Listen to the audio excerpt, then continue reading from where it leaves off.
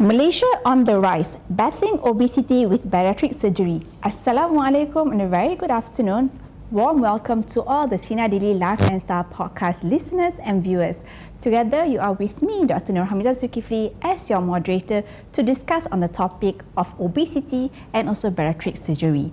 This month, as we celebrate Merdeka Day, the month of August, and we are so blessed that we are living in a country, in a nation which is known as truly is a heaven for the food.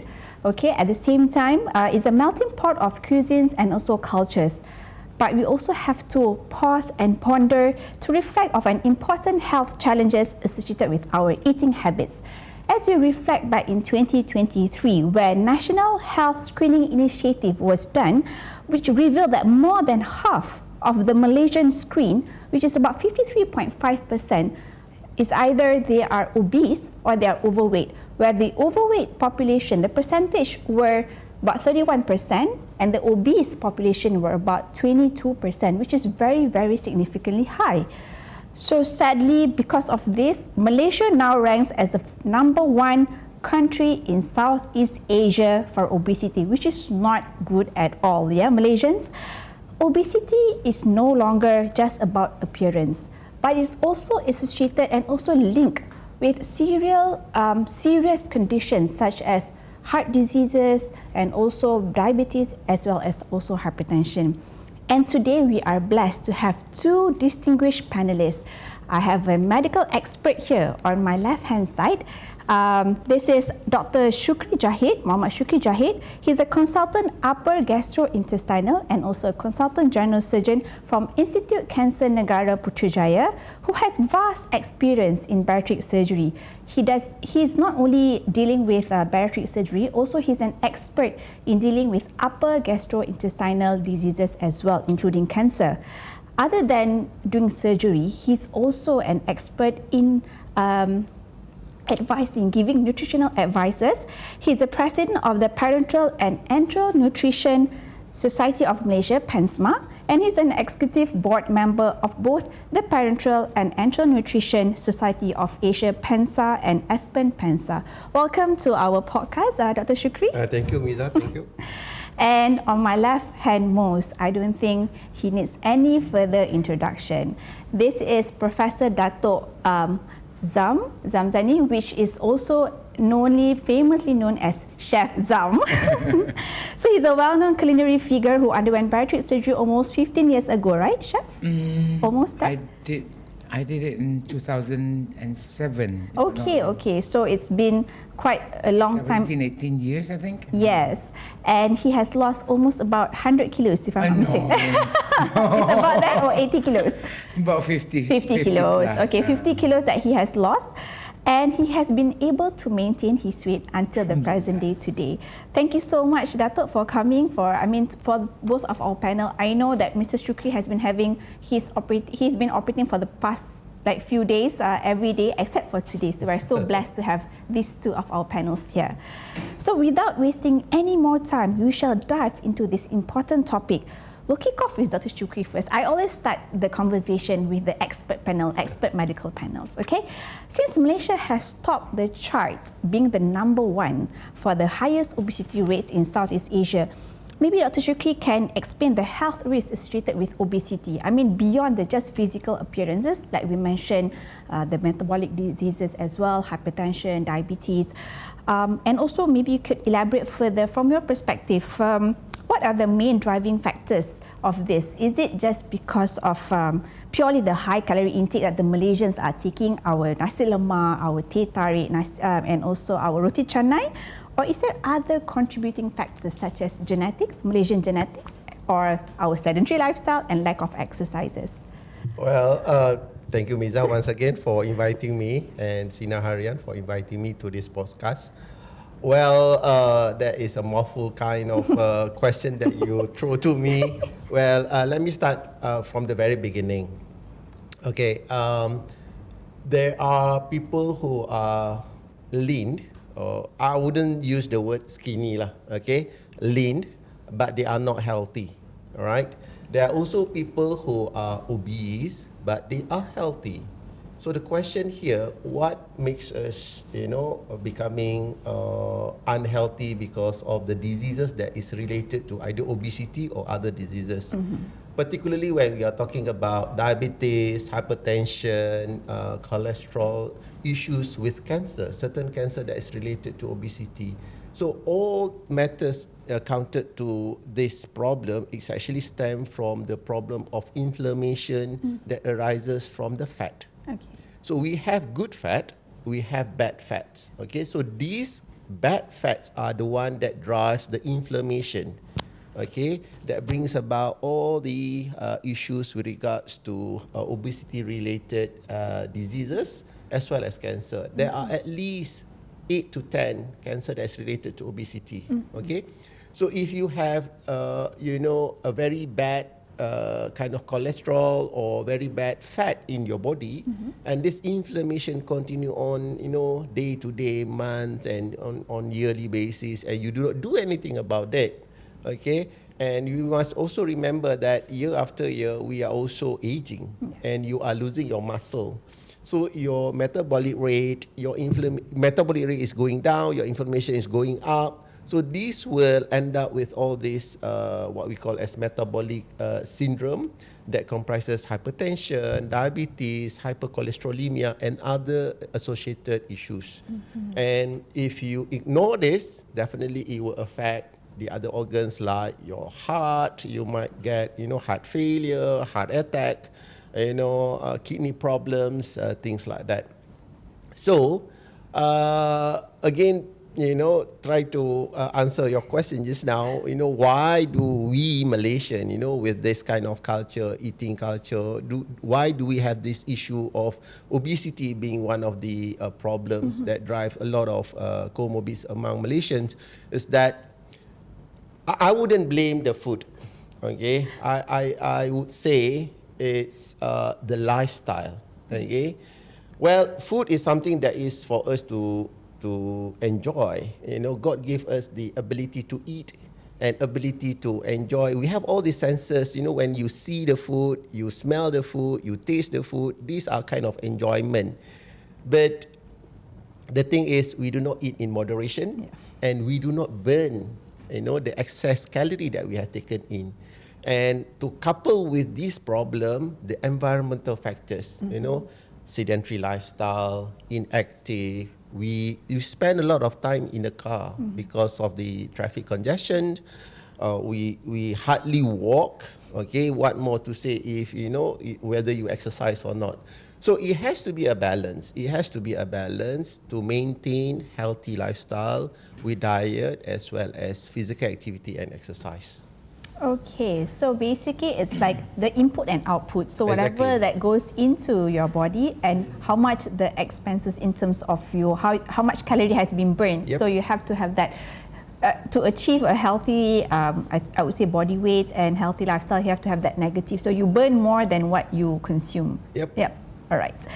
Okay, so let's move on to Chef Zam. Okay, could you just share how your life was prior to before you underwent bariatric surgery? I mean, what was your turning point or your main motivation that drives you to actually embark in this bariatric surgery? All right. I have always been a heavy kid since I was 10 years old or so. And I saw as I was growing up, and I tend to it could also be because I was a victim of a bully when I was growing up. From primary school, it went on to the secondary school, and I think, and also I was the youngest in the family. There are two of us. I was the youngest in the family and a little bit pampered, maybe, or it could also be an escape route. Escape route for me to get away from the elements of being bullied at school, not only by my fellow pupils, but also by teachers. So I ate and I ate and I ate, and there was no turning back. I remember when I think in secondary school, we were reading. I remember I read this particular magazine. Remaja, if I'm not mistaken, by Karang Kraft. if I'm not mistaken. And there was a page, there was an article written about going on a diet to lose weight using a green apple. So I cut it up, I pasted it on the wall and tried to eat apple. Of course, it did not work lah. I mean, the influence from magazines and things like that. Huh? Then after that, I kept on growing and growing and growing until there was a point that I thought I wanted to lose weight, but wanting and needing, and whether or not you actually embark into doing it is two different things, kan? So I remember I think when I was 15 years old, I was already 90 kilos, but I joined aerobic classes at that time, but of course that did not help lah, because like you mentioned just now, input and output, it has to be somewhat, input has to be less than the input has to be less than the output. You got to burn more in order for you to lose weight instead of just taking in more. Then to cut the story short, I went to study in London. Then I at that time I was already yes, it was in London. I was already 136 kilos, doctor. 136 kilos. I mean, when I was growing up, of course everybody would say, "Oh, so cute," and things like that. I mean, in a way, encouraging me to eat more. Maybe, I don't know. But at the same time, I was having difficulties. I was put on metoprolol for a few years and Lipitor for a few years. Then I said, well, it's time to find some alternatives instead of exercising, because I did not exercise at all at that time. So I Googled and I found a new discovery at that time. It was in 2004, if I'm not mistaken, 2004. And there was something called bariatric surgery. I am an extremist when it comes to doing something. It's either I do it well or I don't do it at all. That's the kind of person I am, and the way I operate. So, but at that time, the cost was £5,000. That was in London. It was in London, £5,000. And of course, being a student, I didn't have that much money lah, kan? So I just buried the idea of having it done lah. So I came back here and continued working. And there was one day that I thought, I remember the search that I did while I was in London. So I Googled it again, and it happened. I'm sure you remember Professor Dr. Jasmine Ali Yaakob. So I just went straight. No. It was Dr. Najiha, plastic surgeon in Hospital Besar Kuala Terengganu, who referred me to Prof. Jasmine. Because I went back to Terengganu. I'm from Terengganu. I went back to Terengganu. I went and I, in a way, threatened her, please let me lose weight, help me to lose weight. Because I thought by doing liposuction, I would be able, that was a wrong conception.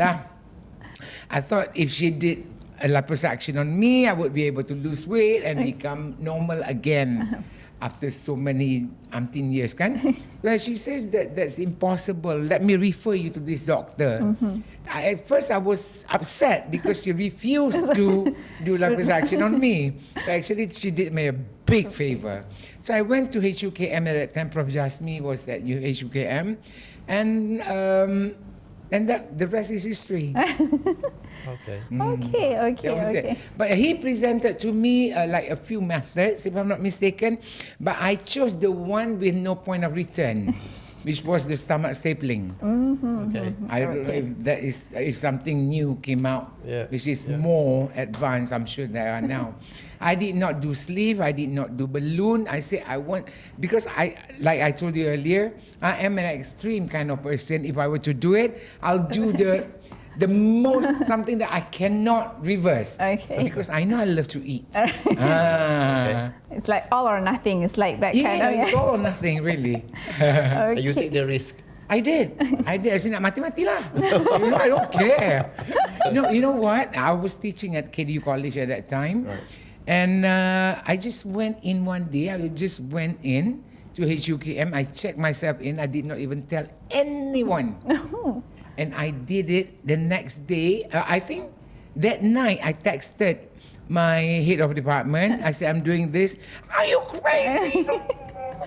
Yeah, because at that time, I think the It was surgery, almost bariatric unheard surgery. of. Yes, exactly. Yeah, nobody actually practiced that, especially in Right. Malaysia. It's kind of like a new. I would just like to ask, Dr. Shukri, is there still a stigmata and misconception when we speak about, when we talk about bariatric surgery? Some people think that it's an easy way out. I mean, a shortcut. So how would you respond to this misconception? Oh, definitely, it's a big misconception because we live nowadays in a world of social medias. Okay, there's a lot of information that people can always Google and search on the internet, and some are true ones, and majority are misleading. Okay, now when we talk about stigma and whether this obesity is actually one problem, or is it a metabolic problem, is it environmental problem, is it because you overeat? It actually depends on individual. Not all people have the same metabolic, endocrine, and basal metabolic rate. Okay, so that's the reason why when in our practice, when I assess my bariatric cases, we would like to phenotype them. Phenotype means we will group them according to the type of the body, depending on the basal metabolic rate, the kind of fat they have, and how good and of the muscle, the muscle that they have. Sometimes you have good amount of muscle, but you do not have quality muscle. Correct. Okay, because muscle is a very important organ in the body to increase the metabolic rate. So I'm sure you have heard people who kau ni makan banyak tapi tak gemuk-gemuk because they have high metabolic rate. Right. Okay, so we have to phenotype them accordingly, and not all patient, once you have grouped them according to the phenotype, not all patient will require the similar kind of treatment, be it bariatric surgery or medical treatment or any kind of treatment. But having said that, the most important thing still lifestyle changes, healthy lifestyle, and dietary modification. So these still remain the same for all type of patients, whether they are about to go for bariatric surgery or after bariatric surgery or even without bariatric surgery. Correct. Yeah. A lot. Like I totally agree with you. It's about lifestyle change.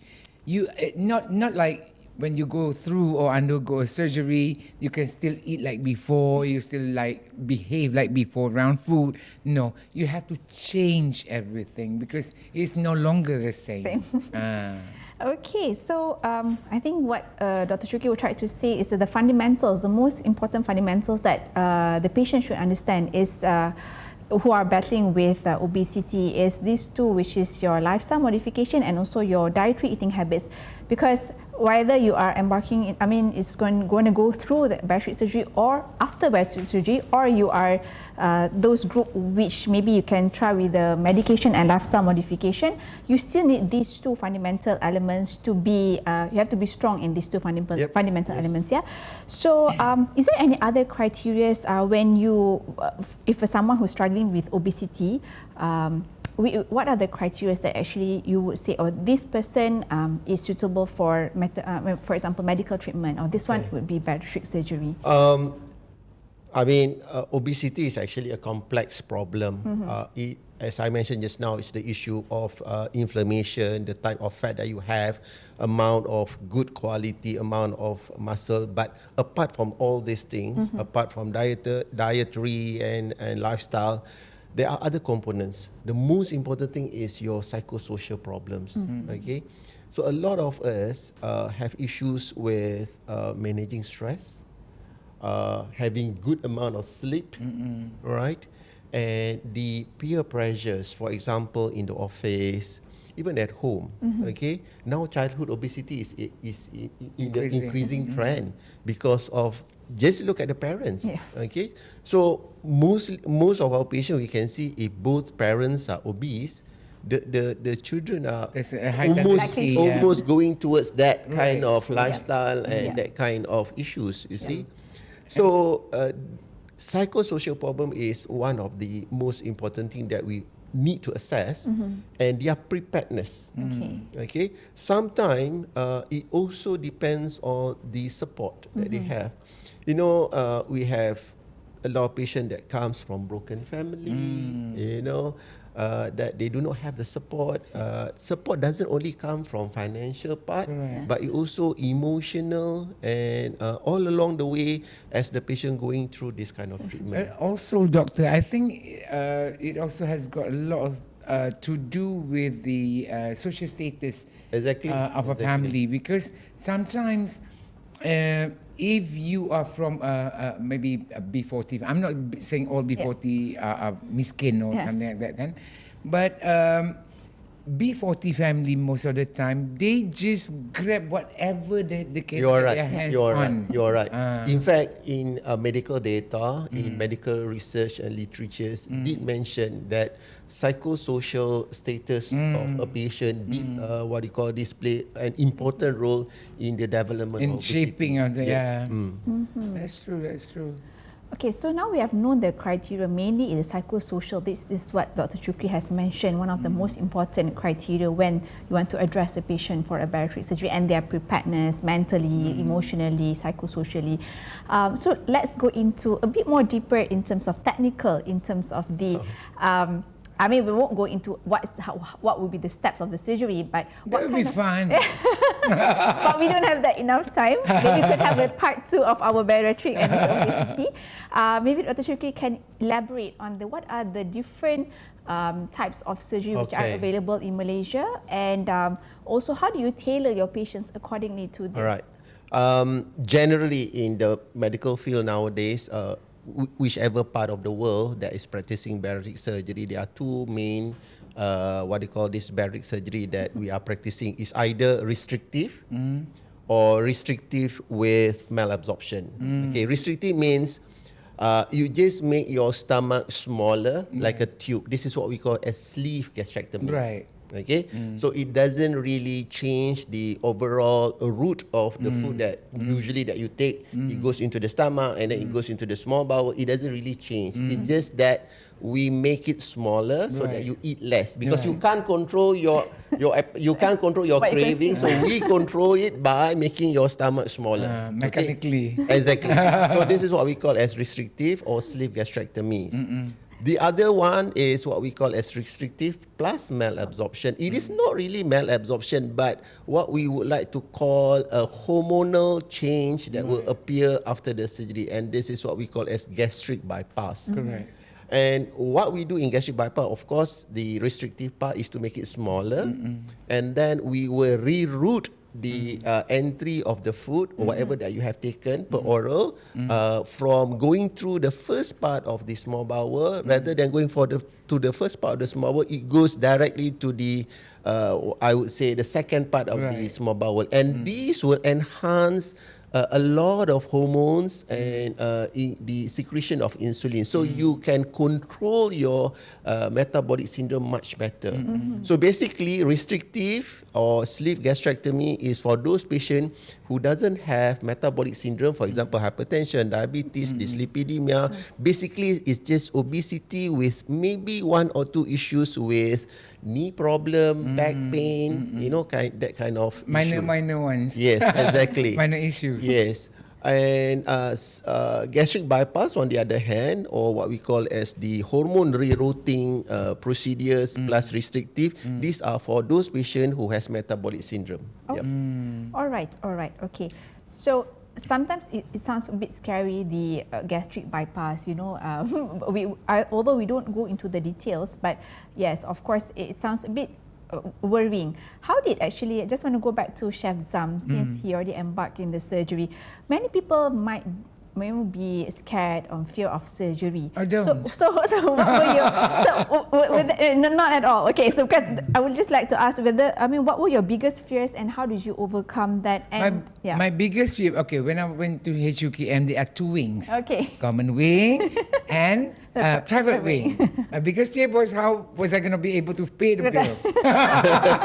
Yes. Yeah. So that is a surgery? No, remember, I just came back. I came back From London. In 2005. Okay. Then when I came back, my apartment was ready. So to receive keys, I had to pay money. And to resume working again, I had to buy a car. And in London, even though I got a teaching scholarship, I had to pay my own living expenses. Understand. And the exchange rate was first year 6.0, 7 years 7.0 to a pound. You see, imagine, I was like dry. Then at that time, the surgeon said the maximum charge was only 10,000. I said, then I did some calculation. I said, okay, maybe I could do this. And at the end of the 10 days, the bill came out 21,000. And I was on the wheelchair talking to her I used 2 tubes of morphine. It was very painful. Right. So that means the money But fear that was the fear. biggest fear, because for me, I'm okay. My mum used to work. My mum was a hospital KKM staff. Okay. I'm used to seeing people like lost their limbs or whatever. Now she worked in the emergency department, emergency ward. So nothing scares me. So being under the knife didn't scare you. It's just the money. That was my second one going for GA. The first one was appendix lah. Appendicitis. So it was the cause It was the cause. rather than the post-operative Yes. potential Yeah, complication. because I really wanted to lose the weight. Okay. I really wanted to lose the weight. It was affecting because I was teaching in the kitchen for so long. But I was very active though. I was not the kind of fatty who's like moves very slow. No. I wasn't like that. I was very active even though I was huge. Right. That helps a lot, I think. But I did not expect the pain. Oh God. We even had to do an ultrasound to make sure there was no leakage. Okay. Because he told me if there's a leakage, To go in you and have to go in again. I said, no. Then another I need to top up on the but cost maybe again. I think that was the best decision I've ever done. Right. Yeah. Okay. So I guess Okay, I guess since we are talking about the very heated up discussion regarding the pre-op preparation. So I think I'll just pass the second question that I want to ask Shahzam. Yes. We'll go back to Dr. Shukri for a while. Could you just walk us through the pre-operative preparation for a bariatric surgery patient? Subsequently, after that, can you just also enlighten us regarding the long-term risk and complication? I mean, short-term and also long-term, or immediately post. So- That I can attest to later on. Maybe what Prof Zam has actually went through is something that is in the past. Yeah. Okay, so nowadays we have more advanced technique, more advanced peri-operative preparation that the patient can enjoy fast recovery as well as less pain. Right. Now, in our practice, because we practice a holistic approach in the management of our overweight and obese patient, we have to put the patient through several phases. Right. We have 4 phases: phase 1, phase 2, 3, and 4. Phase 1 is what we call as clinic and counseling. So we teach the patient, we counsel the patient, and we coach them everything about healthy lifestyle, diet modification, and most important thing, the barriers and limitation they have experienced before. So we do not want to repeat all those mistakes before. And we also teach them what are the drivers of weight gain and weight loss. Okay, and this is very important, and this is done in combination with our other disciplines like the dietitian, the physiotherapist, as well as the counselor. Right. Physiotherapy as well. Exactly. Oh. And we coach them in the gym. Oh. We coach them in the gym because sometimes them you upon. see sometimes when you have diabetic hypertension, you went to clinic kesihatan, for example, the doctor will tell you you can exercise, you can jaga makan. But how to they don't exercise? know? Yeah, Yes, true. exactly. All right. So we teach them simple, basic steps. Okay. that incorporate both aerobic as well as a resistant exercise, which can be done by almost everyone. Correct. Can And be for- done at home also. Can be done at home. Yes, It of has to course. be done at Of home. course. And for those patients who have some physical limitation, we will do some modification. And hopefully during this phase 1, usually we give them about 1 to 2 months. They have to have a target of 5 to 10% fat loss. Right. We do not look at the weight. Okay, because everyone It could be muscle loss as well. Exactly, exactly. And we do not want muscle loss. Okay, so we are targeting the fat and specifically the visceral fat. My case had loss. But you can always regain your muscle. You can regain your muscle. Okay, post-operative, you have to regain your muscle. Right.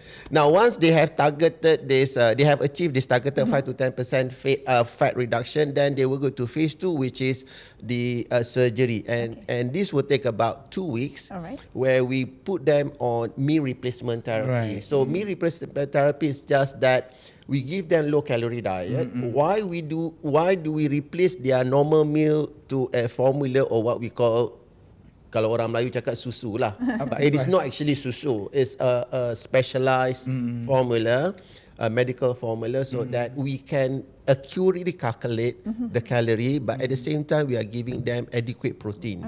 Okay, so this has to be done about 2 weeks. I think 200 calories per sachet, I think. It depends on the product.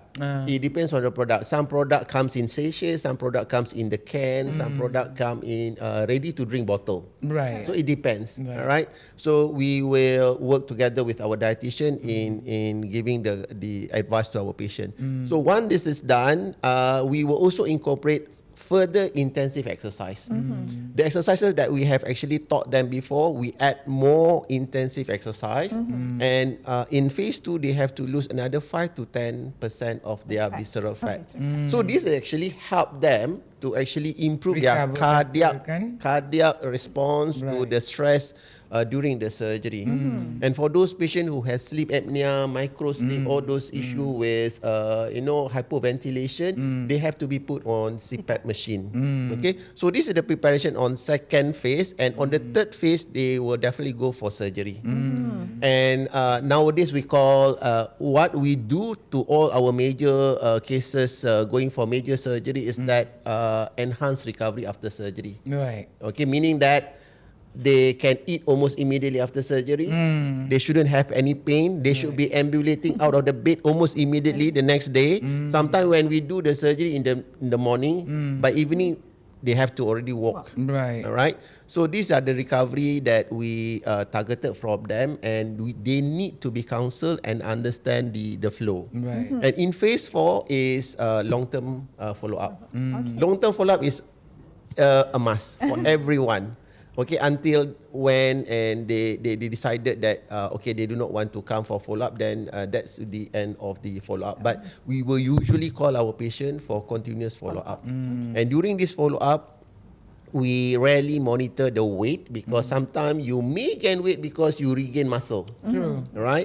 So we will monitor the body fluids, we will monitor the fat, particularly visceral fat. We aim to achieve total remissions of all the obesity-related health problems or Right. issues like diabetes, hypertension, knee pain. The most common thing, knee pain, tak boleh nak solat, tak boleh nak tunduk, nak lipat kaki, tak boleh. All this has to be resolved almost 100% lah. Alright. Okay, so that is how we prepare our patient, and that is how we take care of our patient after the surgery. Wow. So there are 4 phases, as has been explained quite detailedly by Dr. Shukri.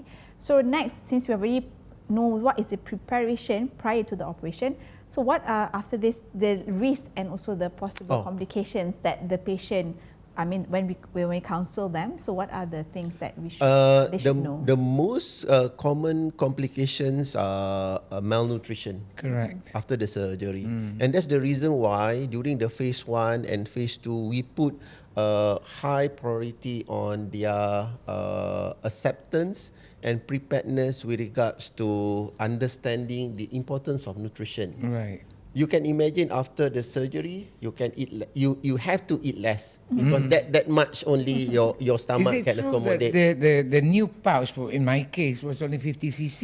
Well, it depends on the surgeon who operating on you, There is and no standard. no, there is no standard size. standard, and it also depends on you.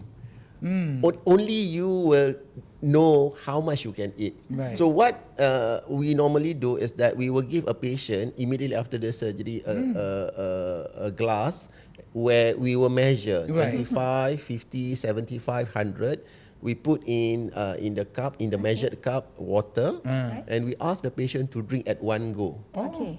Until they feel it is up till the esophagus. That means that is the amount of their Right, stomach right, pouch. right. So from there, we will tell the patient, look, if your capacity in the stomach now is 75 mils, and that is how big the portion of your plate Right. are going to be.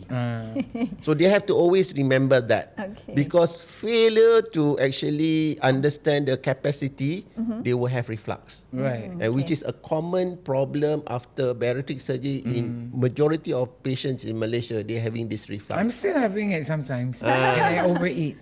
Yes, I know. when you overeat, definitely you will have reflux. reflux. And because of the reflux, they will have malnutrition. So the state of nutritional intake and their vitamins has to be followed up Yes. to ensure that they do not have Any nutrient deficiencies.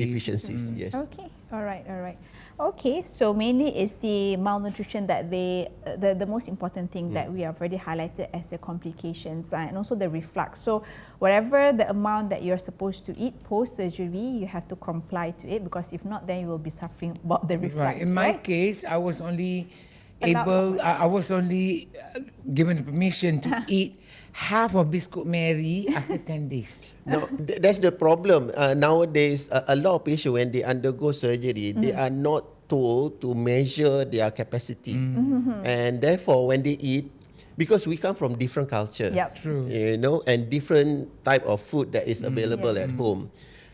And majority of Asian, we eat a lot of carbs, Right. carbohydrates. And carbohydrates, when you drink, when you mix carbohydrates and water, it will actually double up. Yes. And it will swollen. And that will actually limit the entry The of intake. the intake of the other micronutrients as well as macronutrients. And that's how you lose your muscle. That's how you become malnourished. True. Right. Like for me, there's side effects like dry skin, and I look so so worn out. I look much older. It took me like a few years Okay. to regain the glow. freshness. The glow. Yes, really. Even my late brother-in-law says, he was picking me up from the airport. Says, nampak macam orang tua. Yeah, That's true. yep. That's true. Losing hair and everything. These are all signs of Malnutrition, protein deficiencies right. and micronutrient deficiency. True. So it will take actually a while until you can recover from that. So that's the reason why the preparation from the very beginning, understanding the balanced diet, good amount of macronutrients and wild macronutrients in a very small proportion is very important. I was not. I remember prior to being discharged from the ward, a dietitian or nutritionist came over to my room. Yes. Yeah, and just told me that you have whatever you eat, or maybe eat bubur dulu lah, makan bubur first, but you make sure that you blend the bubur well, and you have to strain it well before you makan. I went home, nobody was at home, I masak Maggi mee. Only one spoonful cannot lah. But in your case, I think you know, as a chef, Yes. you know what to eat. True. You know what is Yes. healthy food. But again, that is very true. But again, at the same time, I just had whatever that was available to me at that time. Yeah. I went back home. There was nobody at home because I asked my mother to go back kampung so that she doesn't see me. So whatever that was available after leaving the house for 10 days, Yep. nothing much fresh. Okay. Just the instant noodle. So that same thing. Same goes to whatever I said about B40 group just now. Whatever that's available. Yep. Understand. Okay. So like Shamsam have mentioned some sort of the side effect that he encountered that kind like he looks a bit worn out, he's a bit older. Not a bit. What was a lot. A lot. And also palpitation. Okay. You know, before going to bed, sometimes you just although you know, try to doze off. Suddenly, and you get cold sweat. Oh. Then I will run down and eat something sweet, maybe fruits, watermelon, whatever. After a few pieces, and it will be okay again. Like hypoglycemia. Yeah, possible. Palpitation, you cannot ignore it and sleep it off. You cannot. It will not go away until you eat something. Until now, sometimes it happens. It still happens. Sometimes it happens. So other than physical changes that you notice, how about emotionally? I mean, I feel pretty. Inside you feel you're glowing. Yes, I feel more confident. Okay. Last time I was, you know what? I would rather be dead than having somebody call me in the public, call my name in the public. You know what I mean? Okay. But I think America also changed me, lah. You know, I was very, very shy. I was very, you know, Humpty Dumpty being called at school. Okay. You know, and always had a very, very low self-esteem. It was beyond help. Feeling insecure. Very insecure and fat, ugly, and all those sorts of things. But when I went to America before the UK, when I went to America changed me a lot. But losing weight through bariatric gastric bypass surgery really boosted up my confidence. And at that time, I was already a celebrity chef. Okay. That gives me, and you know what? The best part was after I lost my weight, like maybe 10, 20, 30 kilos, I was engaged by many more health-related FMCGs. Oh, okay. All right. More rezeki lah. Alhamdulillah. To make up for the 21,000. To make even more than that. Ayo. But I negotiated, I got it at 18 lah.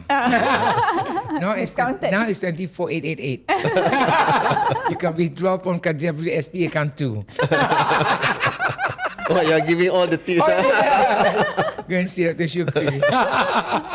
So I think having said that, that would be the most rewarding, throughout the journey that you felt more confident. Plus, I can buy whatever clothes I wanted. Last time, no.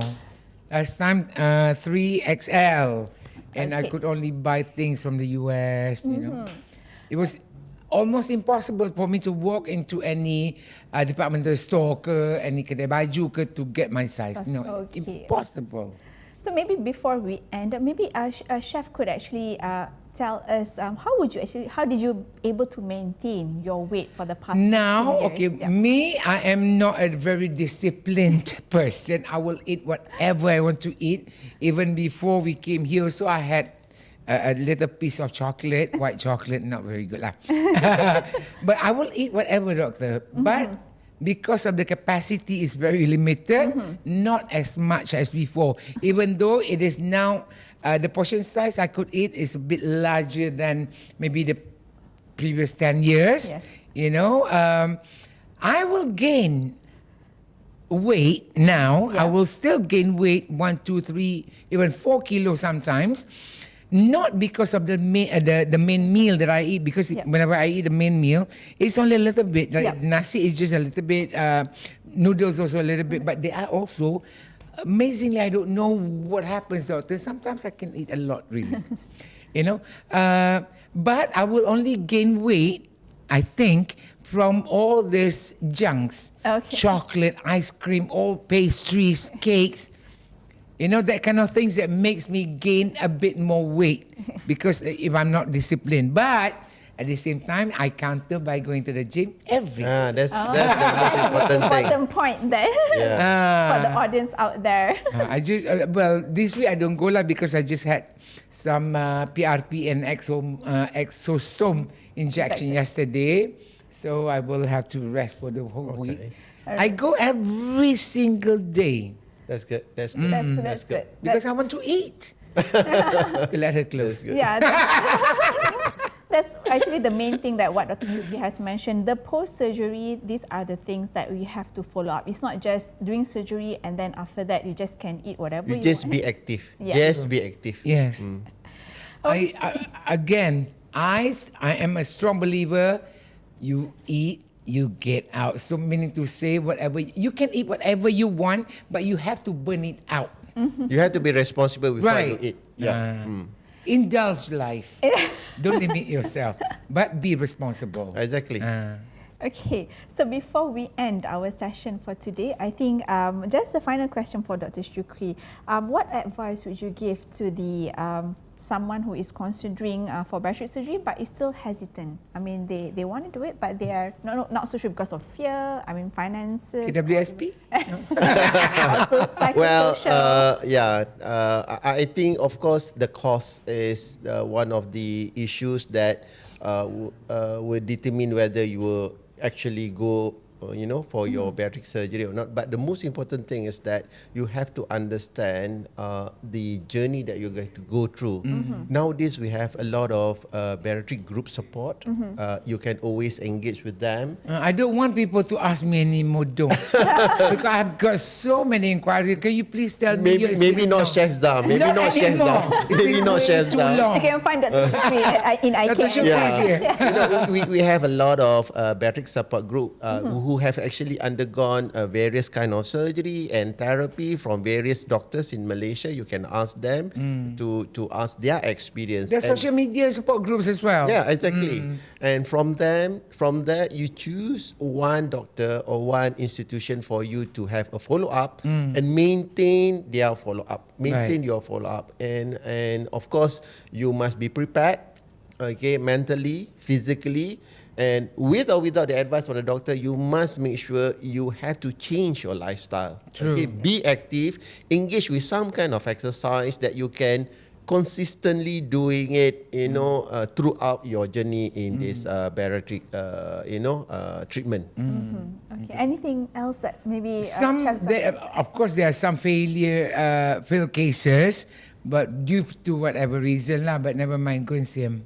yeah. If you fail in your, in your effort to reduce your weight, do not shy away. Right. Please come back. Right. Please come back and see us. There are various means and ways how we can actually help you. And there are actually one or two things that we need to, mitigate so that you are back on track. Right. You know what? It is very, very exciting when after you you've done your surgery, you see that the scale is going down, and that should motivate you more. True, like I could lose a few kilos within the first week or second week or third week. It keeps going down, but at the same time, after a while, it will be stagnant. Yeah, again, it will stop. You will stop losing weight, but that's when you have to take charge. All right. Okay. Thank you so much to Dr. Shukri and also Datuk Chef Zam. Sama-sama. Yeah. Okay. So I think just a few key principles and also key points that I would like just to summarize. Number one, of course, the input and output that you are taking, whatever you consume, and also how much calories that you're burning that you burn after that is very, very important to maintain a healthy weight and also a healthy lifestyle. Also, engage yourself in an active. Just choose whatever. Maybe sports, whatever activities nowadays. They have pickleball, they have a lot of futsal, whatever it is.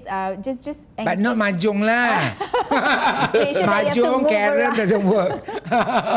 Anything that you have to, sweat and move around and burn calories, which is very, very important nowadays. And if you have any doubts or inquiry, just please get to the real, I would say the reliable sources like Dr. Shukri, which is in IKN, or any other, I would say health support Professional. Yeah. Yes, and also don't just rely on what you read on the social media, because of course we have to understand a lot of things are not very true inside it.